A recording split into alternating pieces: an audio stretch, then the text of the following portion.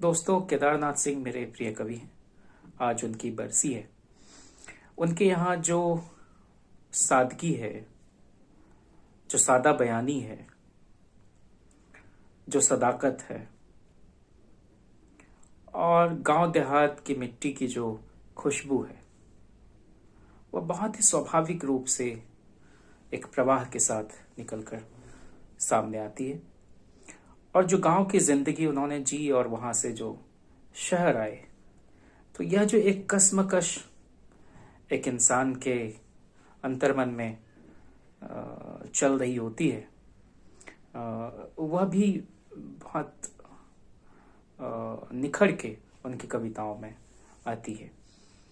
हालांकि अभी जो मैं कविता पढ़ रहा हूँ बहुत छोटी सी, उसका शीर्षक है हॉकर। इस शहर में हर आदमी छिपा रहा है अपनी प्रेमिका का नाम। इस शहर में हर आदमी छिपा रहा है अपनी प्रेमिका का नाम, सिवा उस हॉकर के जो सड़क पर चिल्ला रहा है वियतनाम वियतनाम। शुक्रिया। केदारनाथ सिंह की एक बहुत ही खूबसूरत कविता जो मेरी दोस्त गरिमा ने मुझे पिछले बरस भेजी थी। इतने दिनों के बाद वह इस समय ठीक मेरे सामने है। इतने दिनों के बाद वह इस समय ठीक मेरे सामने है। न कुछ कहना, न कुछ सुनना, न पाना, न खोना। सिर्फ आंखों के आगे एक परिचित चेहरे का होना इतना ही काफी है। बस इतने से हल हो जाते हैं बहुत से सवाल। बहुत से शब्दों में बस इसी से भराया है लबालब अर्थ कि वह है। वह है और चकित हूं मैं कि इतने बरस बाद और इतने कठिन समय में भी वह बिल्कुल उसी तरह हंस रही है। और बस इतना ही काफी है। शुक्रिया। केदारनाथ जी की एक कविता आना बहुत प्यारी है। आना जब समय मिले, जब समय न मिले तब भी आना। आना जैसे हाथों में आता है जांगर, जैसे धमनियों में आता है रक्त, जैसे चूल्हों में धीरे धीरे आती है आंच। आना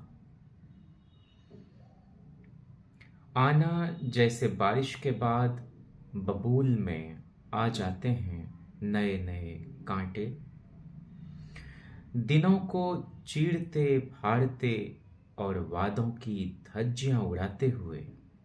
आना आना जैसे मंगल के बाद चला आता है बुध। आना। शुक्रिया। केदारनाथ सिंह जी की एक कविता जो एक लोकगीत की अनुकृति है, जो उन्होंने मंगल मांझी से सुनी थी। आम की सोर पर मत करना वार, आम की सोर पर मत करना वार, नहीं तो महुआ रात भर रोएगा जंगल में। कच्चा बांस कभी काटना मत, नहीं तो सारी बांसुरियां हो जाएंगी बेसुरी। कल जो मिला था राह में हैरान परेशान, उसकी पूछती हुई आंखें भूलना मत, नहीं तो सांझ का तारा भटक जाएगा रास्ता। किसी को प्यार करना तो चाहे चले जाना 7 समुंदर पार। किसी को प्यार करना तो चाहे चले जाना 7 समुंदर पार। पर भूलना मत कि तुम्हारी देह ने एक देह का नमक खाया है। शुक्रिया। केदारनाथ जी की एक और मशहूर कविता है, हाथ। उसका हाथ अपने हाथ में लेते हुए मैंने सोचा, उसका हाथ अपने हाथ में लेते हुए मैंने सोचा, दुनिया को हाथ की तरह गर्म और सुंदर होना चाहिए। शुक्रिया। केदार जी की ही एक और कविता कुछ यूं यह शुरू होती है, रुको आंचल में तुम्हारे यह समीरन बांध दूं। शीर्षक भी कहने, रुको आंचल में तुम्हारे यह समीरन बांध दूं, यह टूटता प्रण बांध दूं। एक जो इन अंगुलियों में कहीं उलझा रह गया है, फूल सा वह कांपता क्षण बांध दूं। रुको आंचल में तुम्हारे यह समीरन बांध दूं, यह टूटता प्रण बांध दूं। हेन सा इस तीर पर हमको लहर बिखरा गई है, हवाओं में गूंजता है मंत्र सा कुछ। हेन सा इस तीर पर हमको लहर बिखरा गई है, हवाओं में गूंजता है मंत्र सा कुछ। सांझ हल्दी की तरह तन बदन पर छितरा गई है, पर रुको तो पीत पल्ले में तुम्हारे फसल पकती बांध दूं, यह उठा फागुन बांध दूं। प्यार यह आवाज पैर घाटियों में खो गई है, हाथ पर मन पर अधर पर पुकारों पर एक गहरी पर्त झड़ती पत्तियों की सो गई है। रहो तो रुंधे गीतों में तुम्हारे लपट हिलती बांध दूं, यह डूबता दिन बांध दूं। धूप तकिए पर पिघल कर शब्द कोई लिख गई है, एक दिन का एक पत्ती एक गाना सांझ मेरे झरोखे की तीलियों पर रख गई है। पर सुनो तो खुले जोड़े में तुम्हारे बौर पहला बांध दूं, हाँ यह निमंत्रण बांध दूं। रुको आंचल में तुम्हारे यह समीरन बांध दूं, यह टूटता पर बांध दूं। एक जो इन अंगुलियों में कहीं उलझा रह गया है, फूल सा वह कांपता क्षण बांध दूं।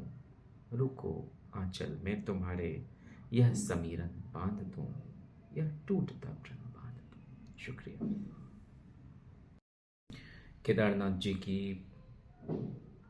बरसी पर मैं एक बहुत मर्मस्पर्शी कविता पढ़ना चाहता हूँ, जो मुझे बहुत बहुत पसंद है।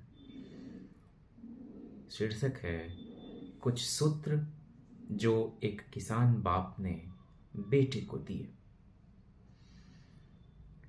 मेरे बेटे कुएं में कभी मत झांकना,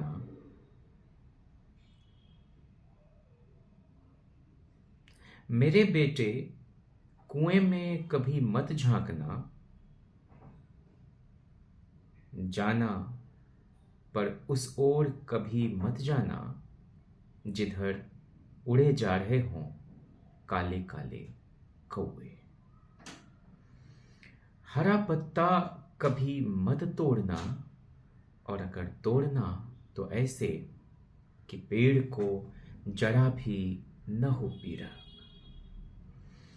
रात को रोटी जब भी तोड़ना तो पहले सिर झुकाकर गेहूं के पौधे को याद कर लेना।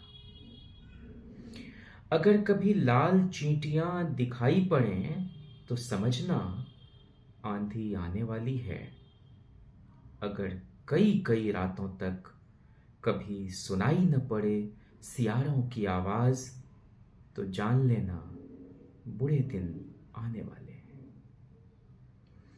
मेरे बेटे, बिजली की तरह कभी मत गिरना, और कभी गिर भी पड़ो तो दूब की तरह उठ पड़ने के लिए हमेशा तैयार रहना।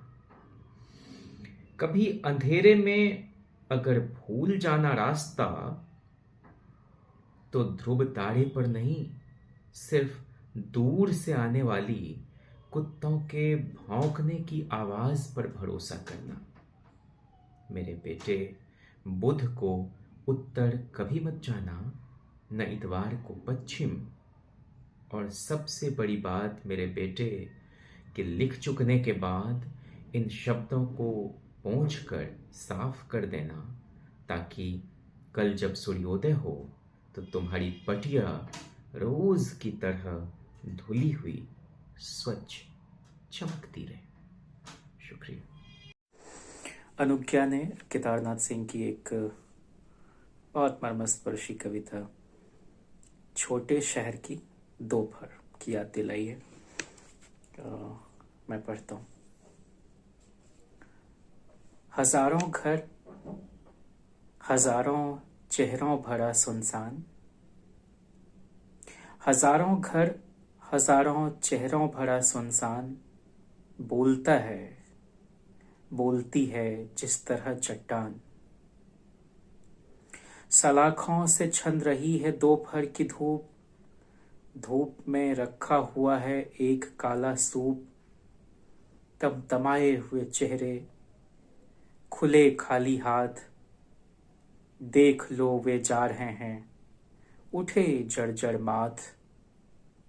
शब्द सारे धूल हैं, व्याकरण सारे ढोंग, किस कदर खामोश हैं चलते हुए वो लोग। प्याली टूट पड़ी है, गिर पड़ी है चाय, साइकिल की छाह में सिमटी खड़ी है गाय। पूछता है एक चेहरा दूसरे से मौन, बचा हो साबूत ऐसा कहाँ है वह कौन। सिर्फ कौआ एक मंडराता हुआ सा व्यर्थ, सिर्फ कौआ एक मंडराता हुआ सा व्यर्थ, समूचे माहौल को कुछ दे रहा है अर्थ। शुक्रिया। दोस्तों, केदारनाथ सिंह का एक कविता संग्रह आंसू का वजन नाम से आया था। उसकी एक छोटी सी कविता है जिसका शीर्षक है नाम। नाम कमाने की धुन में जब यहाँ तक आया, नाम कमाने की धुन में जब यहाँ तक आया, तो अचानक पाया कि हर नाम एक घोंसला है, कि हर नाम एक घोंसला है जिसमें कोई चिड़िया अंडा नहीं देती। शुक्रिया।